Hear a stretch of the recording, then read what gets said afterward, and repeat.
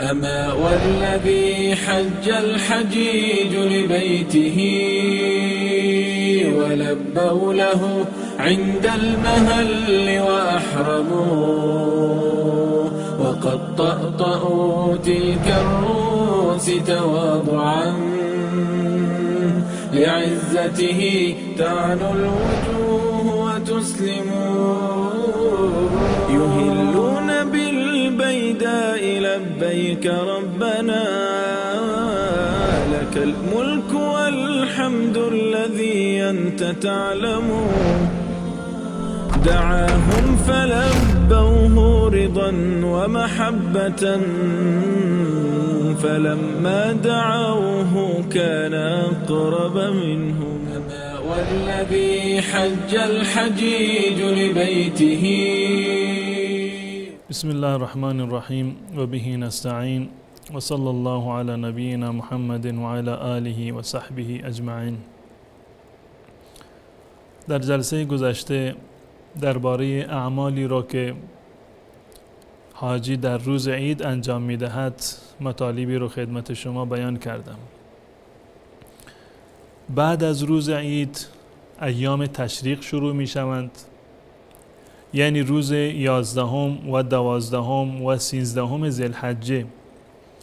این روزها با نام ایام تشریق معروف هستند، زیرا که در زمان قدیم وقتی که قربانی می کردند و هدی را ذبح می کردند، در این 3 روز گوشت ها را در روی و زیر آفتاب می گذاشتند تا اینکه خشک بشود. بدین خاطر این روزها را ایام تشریق، یعنی روزی که گوشت ها را زیر آفتاب برای خشک شدن می گذاشتند، نام نهاده شده. در روزهای تشریق بر حاجی لازم هست و واجب هست که در سرزمین عرفه باقی بماند، یعنی این که مبیت و شب گذراندن برای حاجی واجب هست که در سرزمین منا باشد. روز اشکالی ندارد، میتواند که به مکه برود یا هر جای دیگر، اما شب را حتما باید در سرزمین منا بگذراند و جزء واجبات هست و اگر کسی این را ترک بکند بر او دم لازم می شود و باید گوسفندی رو در واقع به عنوان دم جبران باید ذبح بکند. الله متعال درباره این روزها در قرآن کریم اشاره فرمودند و این آیه نازل شده که واذکروا الله فی ایام معدودات. الله متعال را در روزهای معدود و مشخصی ذکر و یاد بکنید، که منظور از این ایام معدودات همین ایام تشریق هستند، روز 11 و 12 و 13 ماه ذوالحجه. فمن تعجل فی یومین فلا اثم علیه و من تأخر فلا اثم علیه. هر کسی که این ذکر الله را و این اعمال حج را، یعنی رمی جمرات را، در 2 روز اول انجام داد، یعنی روز 11 و روز 12، اشکال ندارد که روز 13 در واقع از سرزمین منا خارج بشود. لازم نیست که حتما انسان باید روز 13 هم در منا باقی بماند. هر کسی که اکتفا کرد به روز 11 و 12 و بعد از رمی جمره در روز 12 از سرزمین منا خارج شد، در واقع حجش کامل هست. و من تأخر فلا اثم علیه. و همچنین اگر کسی ماند، روز 13 را هم ماند در منا و روز 13 هم رفت و رمی جمرات را انجام داد، این بهتر هست و کاملتر هست و ثواب بیشتری را هم چنین انسانی در واقع دریافت می کنند. اما از نظر شرعی هیچ گونه اشکالی رو ندارد، بنابر نص صریح این آیه، که یک انسانی اکتفا بکند فقط به روز 11 و 12 که در این 2 روز برود رمی جمرات رو انجام بدهد و روز 13 در واقع رمی جمری رو انجام ندهد. الله متعال صراحتا این رو فرموده واذکر الله فی ایام معدودات فمن تعجل فی یومین فلا اثم علیه و من تأخر فلا اثم علیه لمن اتقى واتقوا الله واعلموا انکم الیه تحشرون. این آیه صراحت کاملی رو دارد در این زمینه و حدودی که به عنوان حدود منا مشخص می شوند و هستند. از شمال و جنوب، از شمالش جمره عقبه هست، یعنی آخرین جمره‌ای که به طرف مکه مکرمه هست، و از طرف جنوب وادی محصر هست. وادی محصر مرز میان منا و مزدلفه هست. و از طرف شرق و غرب همین دو کوه بلندی هستند که در واقع قرار دارند. پس بنابراین این محدوده منا هست و انسان حاجی در این 3 روز، در ایام تشریق 11 و 12 و 13 واجب هست که شب را، حداقل اکثر شب را در این محوطه و در این میدان باید بگذراند. و رمی جمرات در این 3 روز وقتش بعد از زوال آغاز می شود. در روز اول که روز عید بود، وقت رمی جمره از نصف شب آغاز می شد تا غروب آفتاب روز عید. اما در روز 11 و 12 و 13 وقت رمی جمره بعد از زوال آغاز می شود. یعنی باید حجاج صبر بکنند که آفتاب در واقع زائل بشود، بعد از آن می توانند که بروند و رمی جمره بکنند.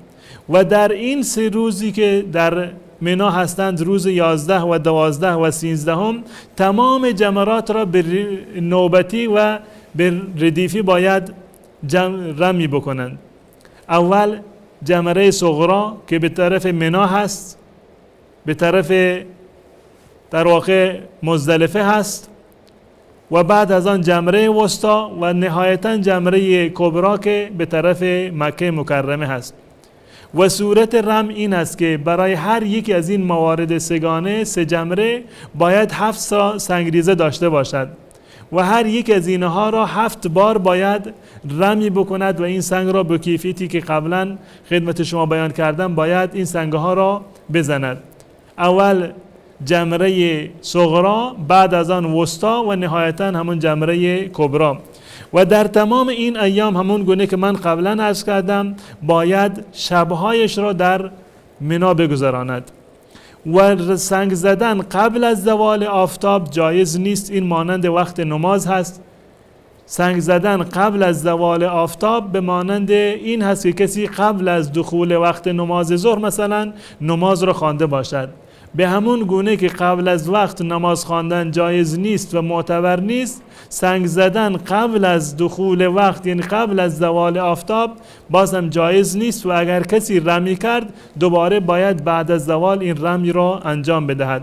و وقت رمی در این روزها همون گونه که قبلا اشاره کردم از زوال آفتاب و از ظهر شروع می شود تا غروب آفتاب.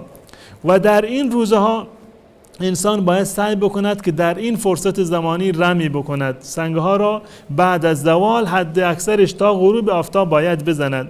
اما اگر کسی بالفرض به خاطر عذری نتوانست این کار را انجام بدهد، در شب هم میتواند که این کار را انجام بدهد، برود شبانه رمی بکند. منتها این مخصوص کسانی هست که عذر دارند. اصل بر این هست که بعد از زوال آفتاب تا غروب آفتاب در واقع باید این رمی انجام بگیرد. و در این روزهایی که مردم در منا هستند حکم شرعی این است که نمازها را قصر بکنند. نمازهای 4 رکعتی 2 رکعت خوانده می شود بدون جمع، یعنی هر نمازی سر وقت خودش خوانده می شود و به صورت نماز مسافر. هر نماز 4 رکعتی 2 رکعت و هر نمازی سر وقت خودش باید خوانده بشود. و حکم شرعی در این زمینه این هست، در این 3 روزی که هستند 11 12 و 13 همون گونه که قبلا عرض کردم، اگر یک حاجی فقط روز 11 و 12 رفت و رمی جمرات را انجام داد، یعنی بعد از زوال روز 11 و بعد از زوال روز 12 رفت تمام این جمرات را به نوبت هر یکی را اول صغرا بعد وسطا بعد کبرا را سنگ زد و در واقع حدش تمام شده و می تواند که از مکه به صورت کلی هم خارج بشود.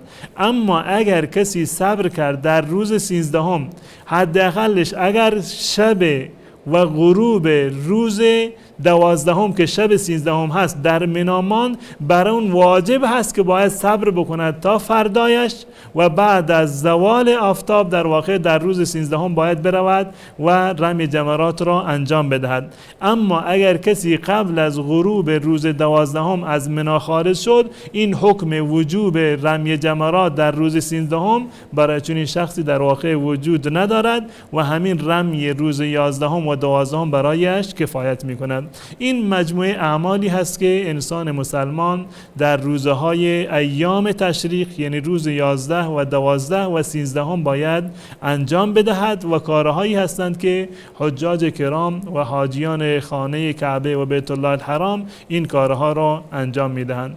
تا برنامه دیگر و مطالبی دیگر شما را به الله متعال می سپارم. السلام علیکم و رحمت الله و برکاته. أما والذي حج الحجيج لبيته